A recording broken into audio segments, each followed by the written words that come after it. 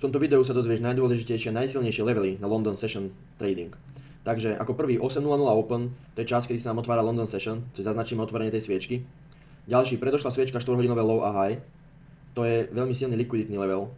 A potom používam VWAP na trending a samozrejme Daily Open, čo je otvorenie dnešnej dennej sviečky. Takže potom sledujeme, ako market reaguje na tieto jednotlivé levely. Môžeme vidieť, zišiel pekne do 4-hodinového low do VWAPu, kde očakávame väčšinou long reakciu, nákupnú. Market aj urobil tú reakciu, no 8.00 level to agresívne zastavil a nastali silné červené sviečky, bez jedinej zelenej a zavreli sme pod 4-hodinovým low aj pod VWAPom.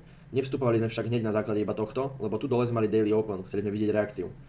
Cena zišla dolu a hneď na prvý pokus zavrela aj pod Daily Open. Toto bol spúšťač pre mňa, že dobre, dnes môžeme brať short.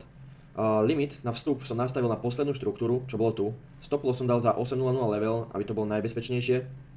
A take profit sme dali na túto silnú zónu, ktorá vytvorila aktuálne denné high. Samozrejme tento obchod trval dlhšie a vysvetlím vám prečo. Dôvod bol ten, že ak si všimnete, tak keď sme zavreli pod tým 4-hodinovým low, aj pod tým VWAPom, tak sme ich neotestovali. Občas sa to stane. Vtedy väčšinou ten market má tú tendenciu trošku nabrať ešte nákupy v konsolidácii, vrátiť sa späť a otestovať to 4-hodinový low alebo high a VWAP. Tu sa nám to pekne stalo, vyšlo to. V tomto bode my sme si zredukovali stop loss cca takto. Ako môžete vidieť, nezavreli sme nejak agresívne nad VWAPom a nezavreli sme vôbec nad 4-hodinovým low, urobilo to iba VIX a silná reakcia dolu. A potom sme mali opäť druhý pokus o retest alebo útok, nedostali sme sa ani k 4-hodinovému low a opäť agresívny pohyb dolu a zišlo to rovno až do take profitu.